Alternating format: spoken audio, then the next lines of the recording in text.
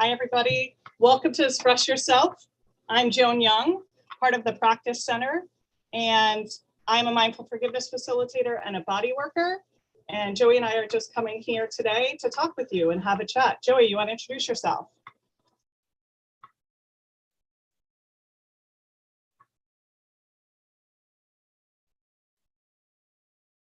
Joey, go ahead and introduce yourself. I was waiting for the feedback to be done. I think we've gotten better. Hi, everyone. Yay. I'm Joey Reese with the Practice Center. Excited to come on this Wednesday, rainy day here in Hilo to express myself. And our topic today is going to be stress.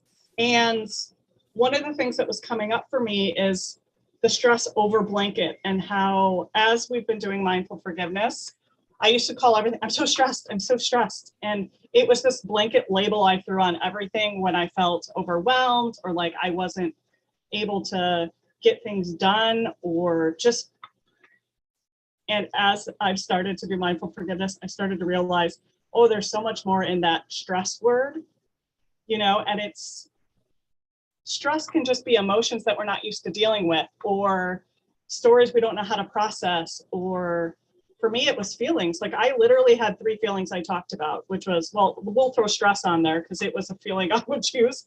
So stress, anger, sadness, sometimes sadness, and neutral or okay. Because I don't even think when people would be like, are you happy? I would fake happy for people, but I didn't know like what happy meant. Well, I think you and I experience things very similarly, especially when it comes to emotion words, because when I think about my past, I also have a very limited language around articulating feelings. And it was, I'm stressed or I'm pissed. Yes. Those were that's the range I had. Yeah. So and Joey, go ahead. No, I'm just curious though. So how are you defining stress now? Do you have a broader language? Because that's what we're talking about today, right? Yeah, and I think the broader language is that the first sensation of stress, then it's that, okay, why am I stressed? Like what am I dealing with that's stressed? And we were talking about, well, let's just talk about it now, about upcoming events and how the stress of how our expectation is and how we think we need to show up. And personally, I am going to see my mom at the end of this month. And my mom has Alzheimer's that's pretty progressive now. We do a family call every 2 weeks so I can see where it is. And this pain that's coming up about my mom is not who I remember my mom to be anymore. And yet she's still my mom. And every part of me wants to just close it off and be like, I've said my goodbyes. She's now a shell of who she was. She won't even remember me anyway if I'm there. Now, hear me, my mom still remembers me. But it's this push-pull of how am I expected to show up, how I really want to show up, what should I be doing? And so that really is the stress in it. And, wanting to hold space for my mom and being with my mom and not letting her know I'm sad, but also finding places to allow myself to be sad, because I'm seeing my mom forget things and I think really what it is the fear of, oh my gosh, that's gonna be me. And the terror and fear of what it must be like to, even though people tell me, they don't know. They don't know, but I can just visualize being locked in this body and up here, knowing that I'm losing my mind and because so much of me has been my smartness and my mentalness, and my mom is the same way, but losing that and being locked like as a prisoner inside a body and not being able to connect and feeling like she knows she can't connect, right? I can tell you that I've seen that progress. When she did know she wasn't connecting, it was you could see it really stressing her out. Now she's more in this place that she's taken it, she's literally living mindfully. She's literally in the present, in the moment, and take it each day as it comes, right? It's literally like, if you talk to her about what happened 10 minutes ago or yesterday, that's very triggering for her. So I've learned to just, whatever she talks about, it's the truth, and we're talking about it. You know, she talks about safari. Great, Mom, what animals are we seeing? Not that she does that, but that's kind of this thing. But it's that stress of holding space for her to just be where she's at, being brokenhearted to watch my mom lose herself, and not knowing if this is the last time I'm going to see my mom. Because my mom lives in England, I live in Hawaii, so we're meeting in the middle, and she may not be able to fly again. Yeah. That definitely is a stressful life event. There are other people we can point to and go, they're going through similar events, or these people are experiencing similar things. So that's what you were referring to as a stressful event, versus how does that stress come out for Joan? Like, what do you feel about that? What do you do with it? How do you hide it? How do you carry on? How are you then managing that stressful event? And how do you know that that is indeed stress for you? Yeah. And I think the difference is, I previously would have just been like, I'm stressed and not know. But now I can really kind of go, ooh, I'm feeling myself wanting to close off and start closing off with connection with my mom. Why am I doing that?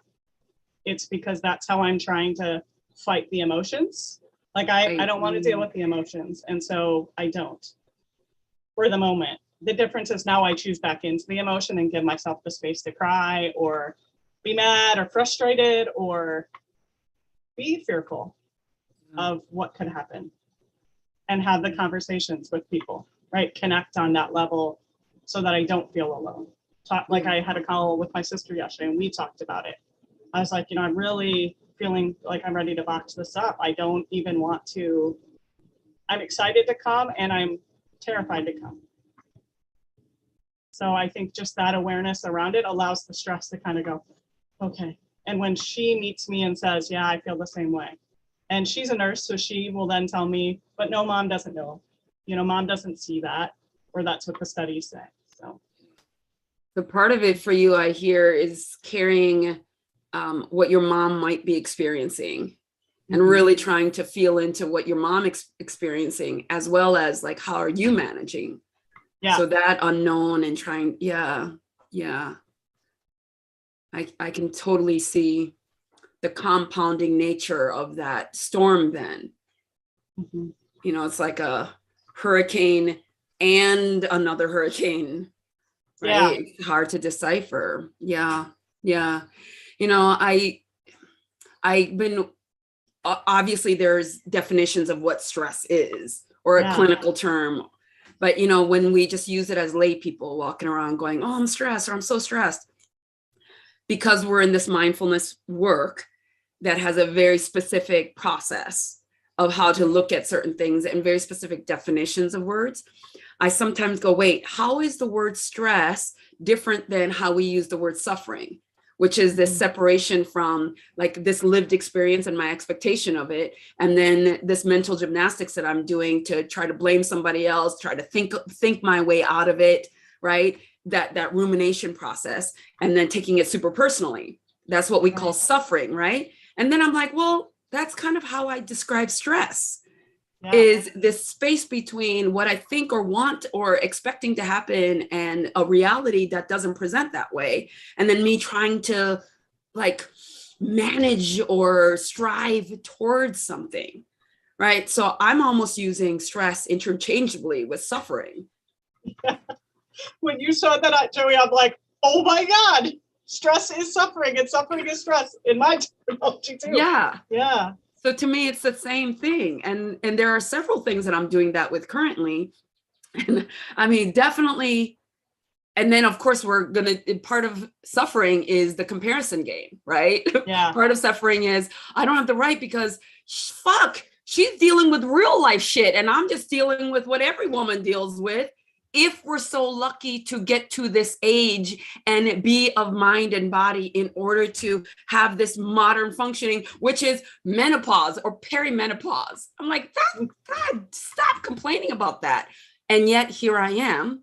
I just turned 52. That comes with a whole lot of like thinking about what is age and what should be happening and what can you no longer do, all of that, right? I don't subscribe to a whole bunch of that, but biology, I can't pretend my way out of.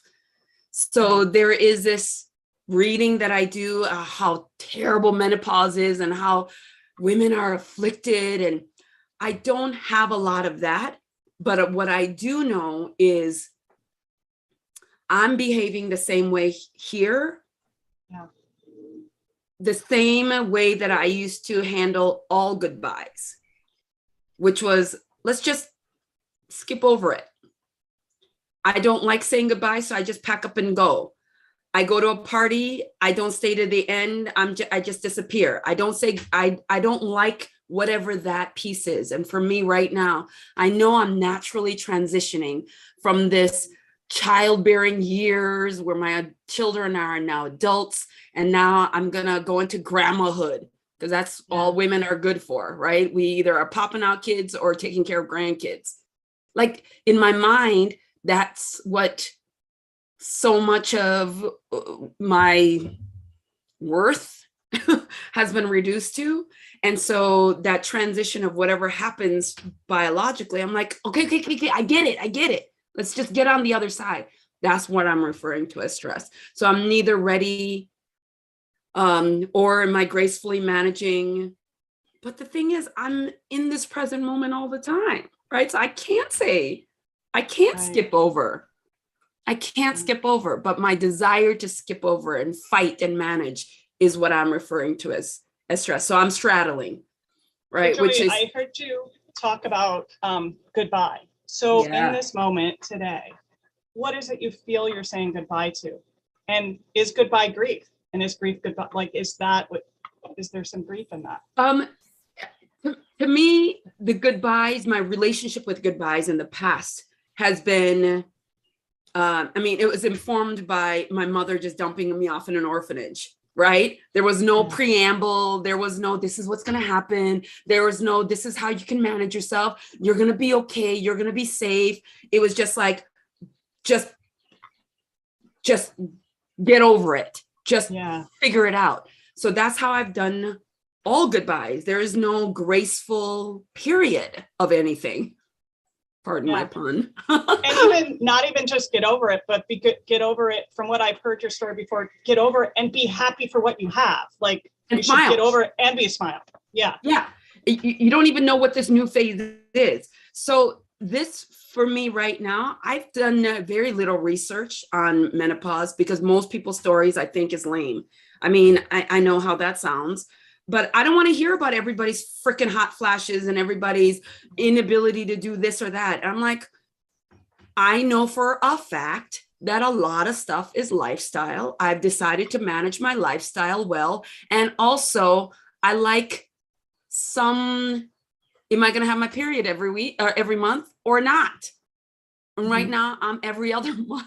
And that feels like annoying and teasing and like, just get over it already. Right. So I think I've seen a lot of goodbyes that haven't gone well. It doesn't feel like that, but it is this kind of like, hurry up and get to the next phase, whatever that is. I'm just ready to be there. Yeah. Yeah. Yeah. And you talked about that, ready to be there and hurry up and get through it. Hurry up. Yeah. Yeah. It's that I want to know what it looks like so I can move on. Right. Right. And that's what I'm attributing to stress. So when I lump all that together and somebody asks, hey, how are you doing? I'm just stressed.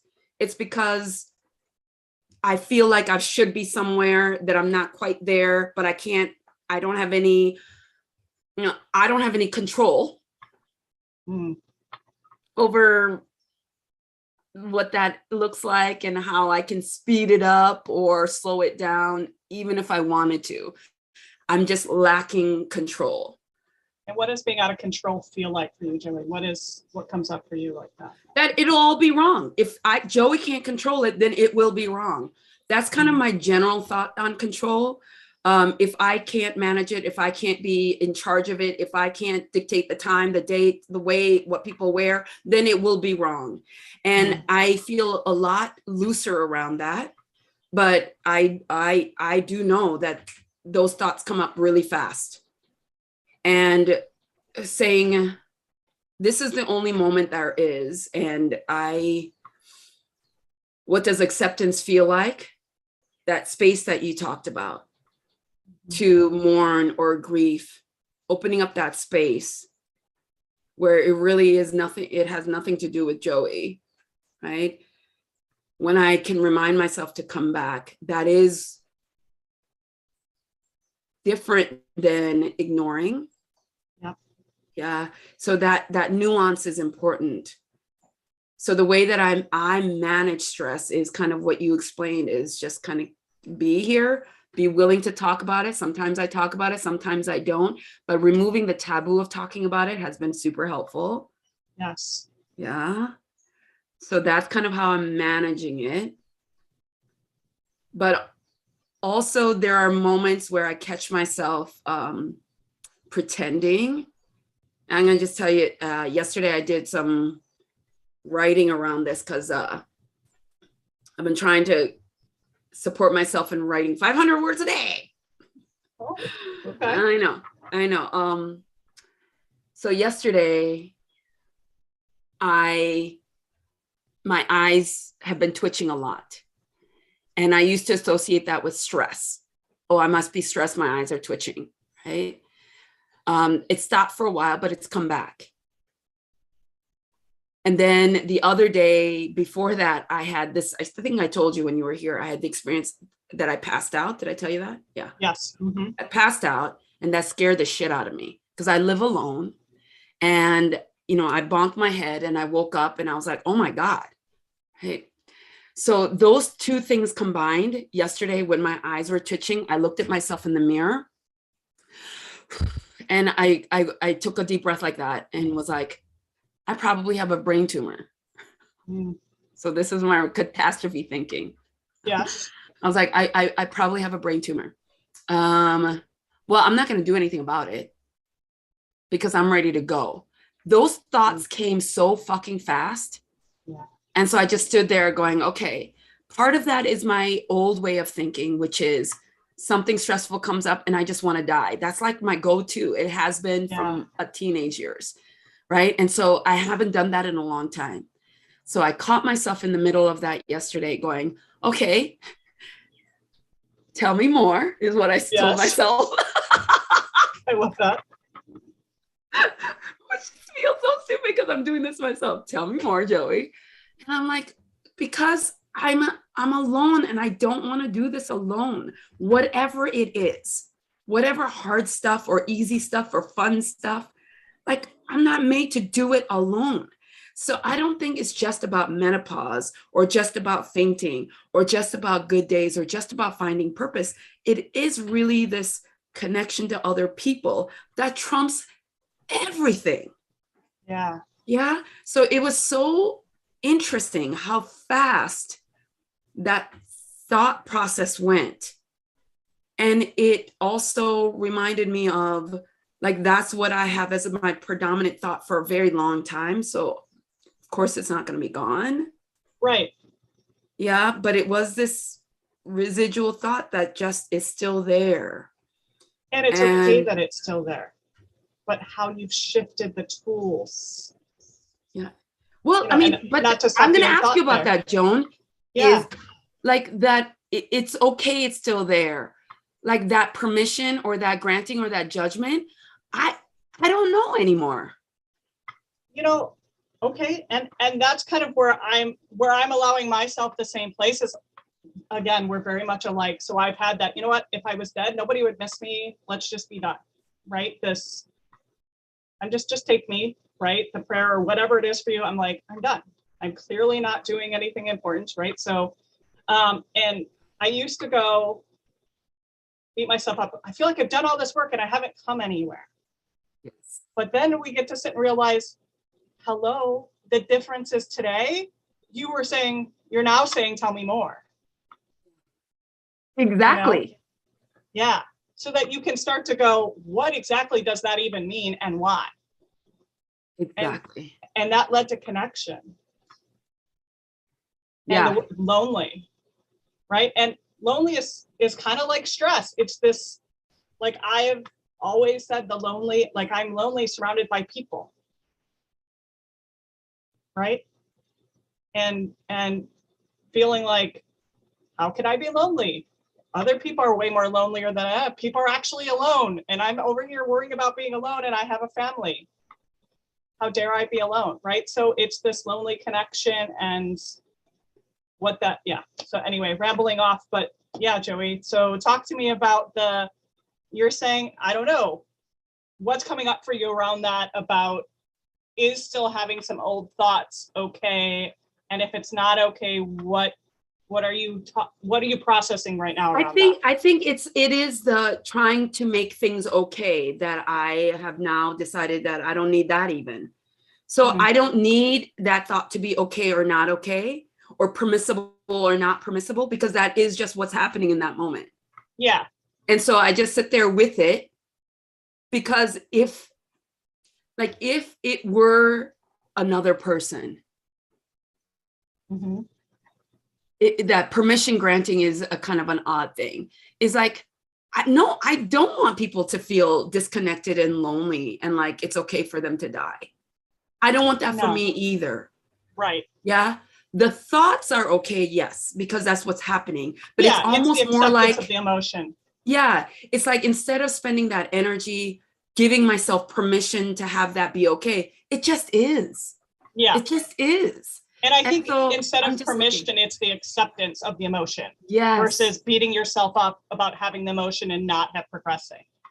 So acceptance is a better word of absolutely agree. Yeah. Just, this is where I'm at. Right. It is. And hallelujah. And then when those questions of, oh my gosh, Joey, you have thoughts like that and you lead classes in XYZ, is that okay? That no longer is a conversation with myself that it used to be a couple of years ago more, right? That imposter syndrome. Joey, do you have the rights to be teaching this kind of stuff? That no longer is a conversation. I find that interesting, right? That I get to sit in my muck, catch myself in the eye. That was the other interesting part, because I was just like, I'm going to go look in the mirror, because I was looking for the twitch. Gotcha. And so I got to see these thoughts going across my eyes. And so it's like, yeah, this feels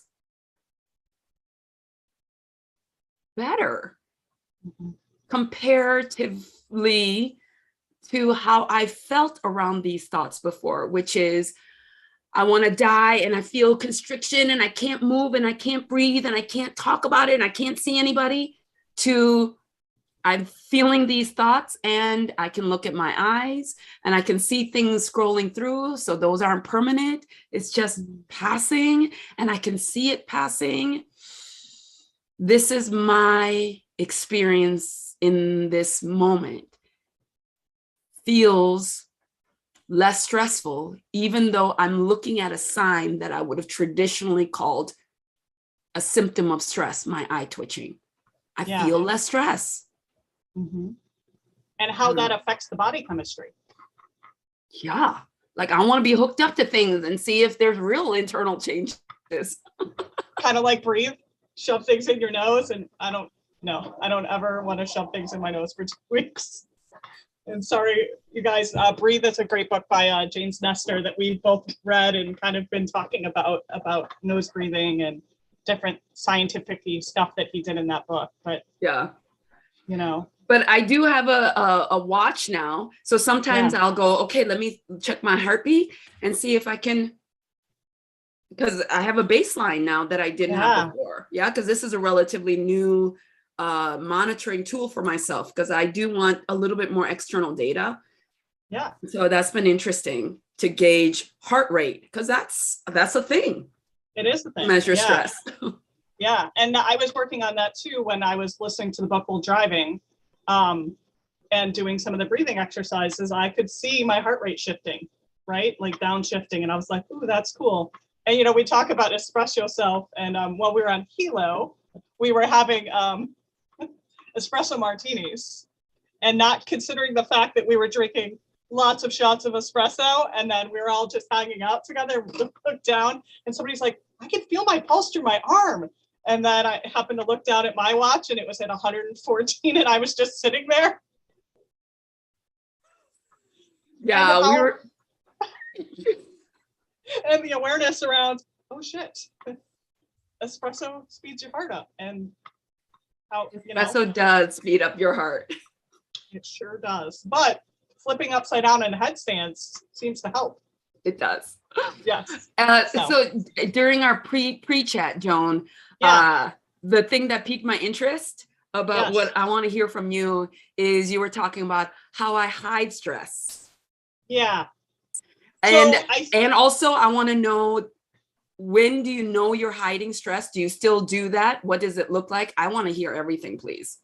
Okay. So for me, when I would say I hid stress, I would use things like overwhelm and overcommitted, which may sound the same to you, but I was avoiding the emotion, right? So I would like I'm so overwhelmed, but I'd have 3 things on my schedule. So is that really overwhelmed? No, it's not.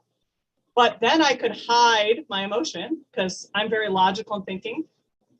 I'm overwhelmed and that's why I feel out of control, right? Because I too am a control is very familiar to me. And why I say I was hiding my stress in that is that I wasn't accessing what was going on and why I felt overwhelmed.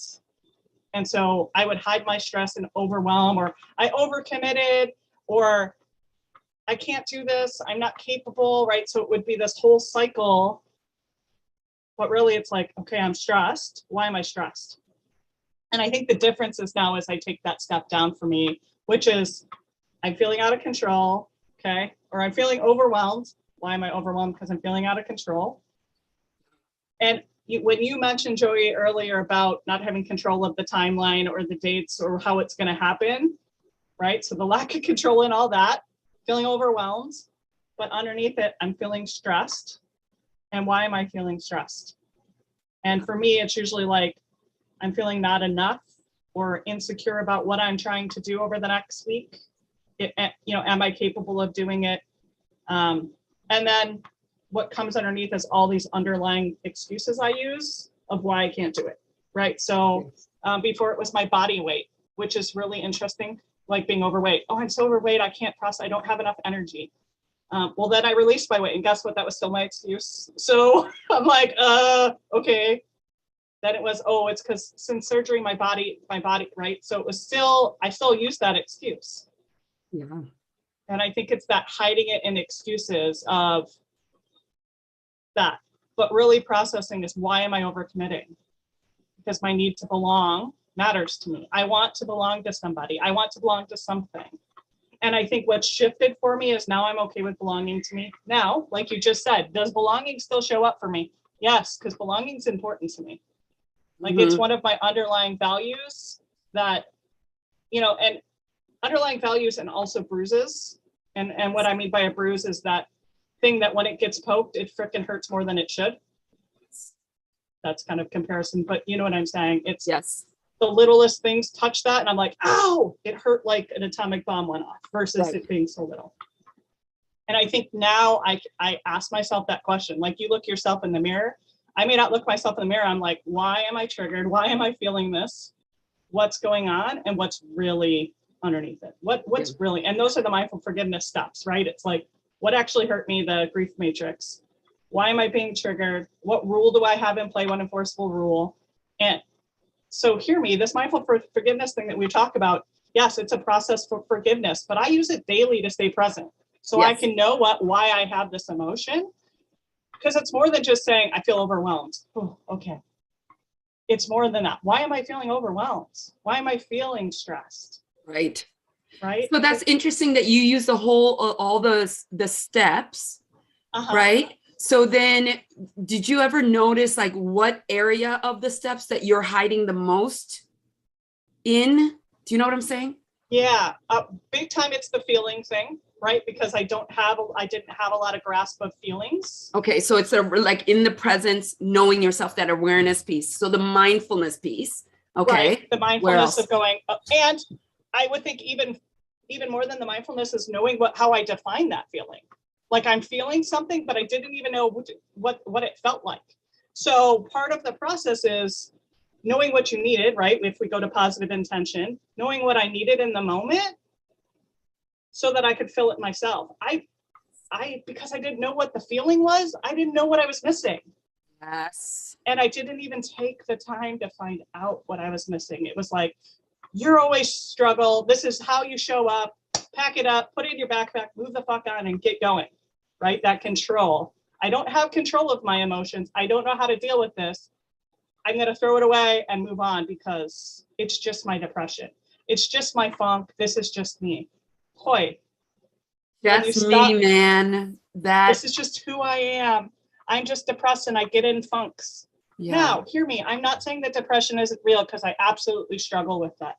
That's but right. Because I've been able to figure out what's triggering me to be in this space, I can go, oh, wow, that really isn't feeling good. I don't really feel like I belong. Yeah. Or I don't feel like I'm going to be enough to be accepted or that I'm wanted. Yeah. Okay. And just sit in that space a little bit. And then I can rebound out a little, not faster, but I can rebound out. And I'm not just closet boxing it up, throwing it in a chest and moving on, because there's a big difference. Yeah. For me, the difference is that I'm not lugging it with me. And so next time when it comes up, it's that acceptance, like, okay, here I am again, but I recognize it now. Yes. Oh, they're touching my belonging, Bruce. Yes. Yeah. So when you say rebound out, yes. Can you just paint a clearer picture of what did you used to do and what do you do? Like, concise. Yeah. Okay. So let's talk like depression or a funk phase. Funk phase. Before funk phase. Kind of the funk phase, I would get in the space of not wanting to be around people because I wasn't feeling like I was showing up the way I needed to show up, or I was overcommitted and feeling overwhelmed. And now I'm disappointing people. People don't want to be around you when you disappoint them. So now I just cut the whole world off. And now that I cut the world off, now I'm beating myself for cutting friends off, and I'm a bad friend. So it's this like week-long not wanting to get out of bed. Yes. Right? Not even wanting to shower. Honestly, if I don't wake up tomorrow, mentality, right? Yes. And the difference is now I can recognize why I'm feeling this way. Not always. There are still times when I don't. Hear me. This is not a magic eraser. But I can go, oh, I don't feel like I belong today. Recognizing that and sitting in it, feeling that emotion a little bit more. I don't mean like I can come out, because I don't want it to sound like I'm just bouncing out and I'm good. But it's this place of being in that space enough to go, oh, gosh, I don't really feel like I belong. How can I fill my cup up today so that I can feel better? And maybe it's allowing myself a Netflix and chill day. But I can tell you now it's a one-day thing. It's a bad one. Maybe it's 2 days, but it's not a week long. So that's where I'm coming out of that darkness a little quicker. Thanks for that. Because I want to interject kind of the process that's happening for us. Because I was just talking to an acquaintance, trying not to call everybody friends because everybody's not my friend. That's a great notice. But an acquaintance who complains all the time. And in fact, I've decided to sever our relationship because the last time we talked, I was like, you know what? I'm super bored. I've heard this story at least 8 times. Mm-hmm. And I don't have space for this. But one of the things the question was, well, what do I do then? And it was like, first we tell ourselves, we have to listen to ourselves. Like, it's not somebody else's job to hear our stories. Like we have to listen to ourselves versus just complaining. There's a difference, right? When people complain without actually being present. So one, we have to be present to actually feel our emotions, which is what you're describing. And in doing so, emotions has a natural life cycle in our bodies. So it has a natural rise and fall.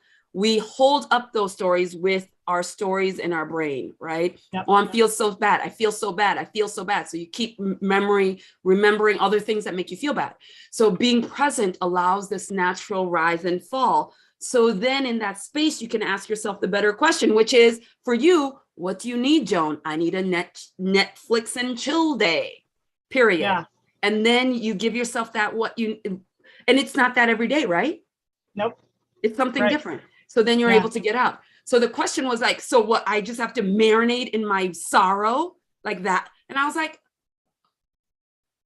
it's so interesting talking with people who have gone through the mindful forgiveness process and people who haven't, but they know I do mindfulness and forgiveness work. It's like they want me to give them a magic pill, right? Yes. I'm like, no, it's in being with yourself, in being present and in being aware.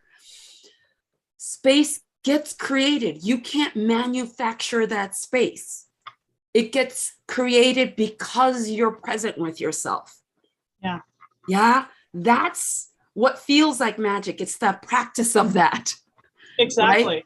Which is what you articulated so well. And so we always are like, it's not like magic, but it kind of is, because we know what it feels like not to do it. Yeah. So this last time, because right now, I know this is TMI, guys, but it's express yourself, and I'm expressing myself. Right now, I'm having my period about every other month. From being a very consistent girl since age 12. And so 12, I'm 52. So that's 40, wow. 40 years. 40 years of month. God, it's amazing, the human body. So anyway. So great to be a woman. But you know, some of the thinking around menopause is everybody talks about, here are ways that you can eliminate your belly fat in menopause. So automatically from when I was young, I associated menopause with being fat, hot, lazy. What other words? And bitchy. Useless as a woman. Yeah, bitchy. I would put bitchy on there because bitchy, right? So there's this lumping of who you now are because of this transition thing that is not lovely. So I think there was a moment I didn't really think about, because weight has always been my issue. It was never like, how do I prevent weight gain in menopause? My whole life has been, how do I stop becoming such a fat fuck? I mean, I'm like, that's literally my brain talk forever around weight, because I've been overweight most of my life. So when I thought about this piece the other day, all of a sudden I was like, I want donuts. Not a lot of places make vegan donuts. So I'm like, I'm going to make donuts. I'm going to make apple fritters because that's my favorite donut. So I made a whole batch of apple fritter donuts. And I'm like, I'm going to eat half of those. Like I sat there and talked myself through this process that I've used food as a weapon against myself, as a mechanism for abuse with myself, the reason why I suck. I've used food in so many ways. Yeah. So the fact that I watched myself talking about this, and then I was like, but I want to make sure that I don't eat all of it. So I immediately gave it to a friend. And then the next day, and I ate them all four. I was just like, ooh, this is the best thing. I really enjoyed it. Then the next day I was like, I want macaroni and cheese. Yep. There's not a lot of places you can buy vegan macaroni and cheese. So what do? I make a big pan of it, right? And as I'm scarfing it, I was like, oh, I'm getting my period. And I go, oh, thank God. That's why I wanted all this starch. That's why I wanted all this starch. Now, in the past, I would have been like, see, Joey, you knew this was coming and then you suck because you did it anyway. But I was just like, oh, thank God. And I'm going to really enjoy this. And this has nothing to do with menopausal belly fat. And like, I had to do all this mental gymnastics to uncouple myself with the story of how eating that donut and eating that whatever is going to give me menopausal belly fat. And then that's why you're going to be an ugly old woman, witchy and bitchy forever and ever. Yeah. It was so interesting. So that didn't escalate into beating myself up in the way that I know it would have in the past. Yeah. Or a 7-day binge of continuing to eat. Well, I've already eaten shitty. That's exactly right. I might as well eat shitty. You're such a failure. You might as well continue to be a failure. And now we're 7 days of eating shit. We feel crappy because of what we're putting in our body. but it's the hello, like, I don't know about you, but the hormonal change of women around our period, and not PMS, because that's the only thing I ever learned about. Yes. But how about if we actual knew hormonal more changes, information about how our hormones affect our craving? Because then I could be more like, oh, it's 2 days before my period. I'm going to eat this and be okay with it. And I'm going to eat it within a range, right? I'm not going to, but that mindfulness of being in that present space of going, light bulb, and I'm going to make this and I'm going to share it. And I'm not going to spend 6 hours beating the shit out of myself. And right? It was delicious. Yes. And if you guys have never eaten Joey's food, let me tell you, I'm like, when can I make my next trip to eat Joey's bread and eat Joey's nachos? And every time she's like, just so you know, this is not healthy eating. I'm like, it's good food for your body, but it is definitely.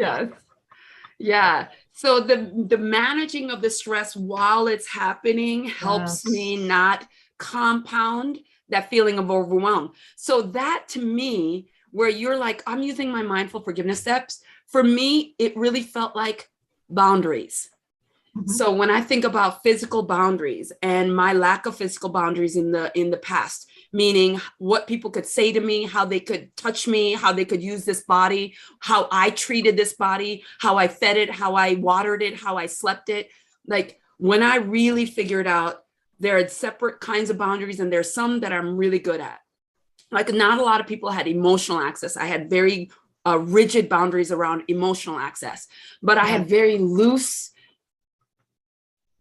just filled with whole boundaries about my physical body. And so if somebody asked me about boundaries, I would be like, yeah, I have solid, like I don't overextend myself in the way that, but I actually had very poor boundaries on both because one was super rigid and one was very loose. Yeah. So for me, part of stress reduction or stress management work for me has been my boundary work. Yeah. Because when I am well fed and well slept and well whatever, I can manage that moment of, oh my God, I just need carbs as something different than when I'm depleted physically. Yeah. So that was that piece of the work of managing myself better around the different arenas has been a freaking hallelujah for me. It really has made all the difference. When I can uphold those, because then it's not like just fix all of Joey. It's, oh, this week, for whatever reasons, your sleep has been off. What do you want to do about your sleep boundary, Joey? It's like this very manageable bite-sized piece than managing all of my stress. It's that eye of the hurricane, being able to pull down and recognize what's curling around you, what that stress is, so that you can manage parts of it. Yes. And let's go back to boundaries, because I took your boundary class and like I was floored in the, like, I have boundaries and like you, my some points are really rigid and some of them are a little too soft, right? But the biggest notice was boundaries for myself. Like, am I saying I want to exercise and want to get fit, but not really having any boundary around that and being real easy to controller. Like, I can talk myself a good game. I'm a good talker and I will talk myself out of reasons. I can give you 22 excuses of why it is that I am not walking today. But that's not holding the boundary. That's not holding those boundaries on myself. But also, like you said, being able to have a little flexibility in that boundary for those days when hormonally, biologically, your body is being aware. And I think it's being mindful with what your body actually needs.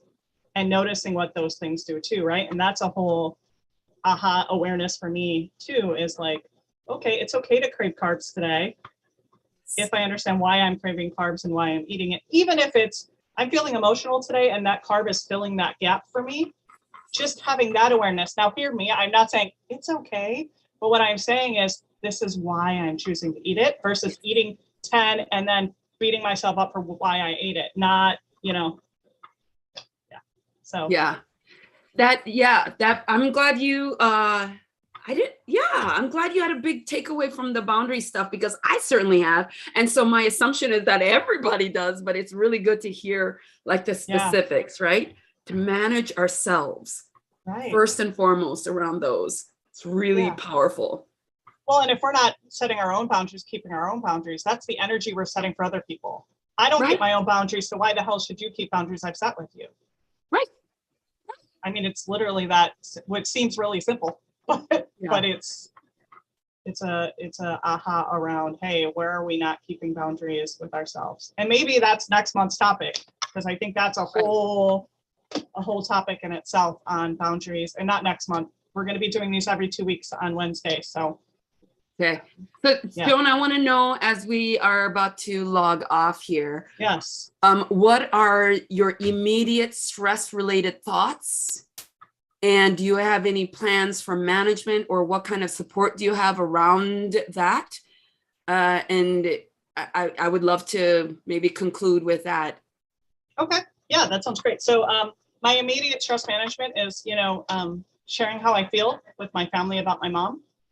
And as I get closer to that trip, giving myself the space to be in the emotions and dig through it a little bit, because it's as much about mom as it is about my future self and what that can mean to my only child, right? Because then we go to mom. So that's a whole story on that. But yeah. And also, I say I want to get healthier. And what are my boundaries going to be around getting healthier? Yeah. So working on. I have 2 questions around that. Okay. So specific to your mom, how do the people that love you, maybe that are your immediate friends and family or your wider circle, how do people show up best when you go, oh, that person is supportive, or that person really helps? Like, what are they doing, saying, feeling, or like, what are they doing that makes you feel support around stress management and specifically? Okay, so not trying to fix me, not trying to coach me, and giving me a space to share. I think so, connecting. And I'm not saying I don't want your thoughts, but I don't necessarily need to be fixed. Yeah. I just need to be. And so just giving me the space to talk about it, and not complain, because I don't want to be that person that's always talking about the same thing, because I've been that person and I get tired of hearing myself. But just from a place of that, giving me some extra love over the next few weeks as I get closer to that. That's what it is for me. And for me, I want to point out something that you do really well. I am a person that for whatever reasons, and I think for a lot of good and protective reasons, I've cultivated I'm an island and I kind of do shit on my own, and I'm very strong and nobody needs to look out for me kind of a person. You, my friend, and there's like literally maybe 1 or 2 other people in my lifetime that has kind of circumvented that and have decided to interject yourselves in a way that I find surprising. So for example, you send me messages at times when it's not, like, it wouldn't be the natural course. Like, there's times when I get lots of messages, right? Like, think birthdays. Everybody on freaking Facebook is sending you birthday messages, whether you know them or not. I don't have my birthdays and things like that posted for that reason, because I don't want to hear from you. I don't like you normally, right? But even within my, within our group, if I have a big presentation coming up, I'll get a lot of messages, or if I'm, right? But you circumvent that, and you'll send me messages on days where I was like, I didn't even know I needed that. And I don't always go, oh, thank you so much. But I just want to point out to you right now that is more meaningful than I would have ever articulated. Like, that's not something that I would have said. People, can you send me loving messages on occasion? Like, don't do that, people. If you're hearing this and you're not Joan. I'm just saying, Joan, you do that really well. And it feels really meaningful and very personal. Because one of my battles is that nobody really knows me. I mean, whose fault is that, for God's sakes? But that is one of my battle cries. Nobody really knows me. But when you send me a very specific, meaningful message, even for whatever reason, I know that you specifically took that moment and you thought of me personally, and that makes me feel connected in a way that I didn't think was useful. And you're helping me to see how freaking useful and powerful it is for me personally. So I appreciate that. And that has helped me de-stress in certain times. And also I don't add on the, oh, now I need to message her back. Thank God. Because that's the whole thing. Like there is, and I think because I've gotten cleaner with who I am, I used to then send the don't feel obligated to respond. Fuck that. I don't need to tell you what to do, but it's just this place. I'm sending that because I'm thinking of you. I don't need you to respond. I'm not going, oh my God, she didn't respond. She doesn't love me. Because to me, the fake response is so canned sometimes that we just do it out of habit. So thank you for not feeling the obligation, because that is not what it's about. It literally is, you're coming across my heart for whatever reason it is. I'm going to connect, and that's where it's supposed to be. So thank you. Yeah, I love it so much. So I'd love to leave it on a note like that. So if somebody does come across your heart today for whatever reason, or they come across your mind, or you think of a funny story that involves that person, like that is super powerful. Just to say, hey, you're in my thoughts. You're a human being that has touched my life, and you're coming across my thoughts. Like that kind of level of connection does help to de-stress. Absolutely. Yeah. And like you said, more than we think we need it sometimes. Yeah. All right. All right, guys. We will see you next in 2 weeks on April 20th at 9 a.m. Hawaii Standard Time. And look forward on to 4/20. 4/20. So is that an Express Yourself day, or? I mean, it could be a tea day. Woohoo! All right. Bye, everyone. All right. Thank you, Joey. Thanks, Joan. Have a great day. Bye, everyone. You too.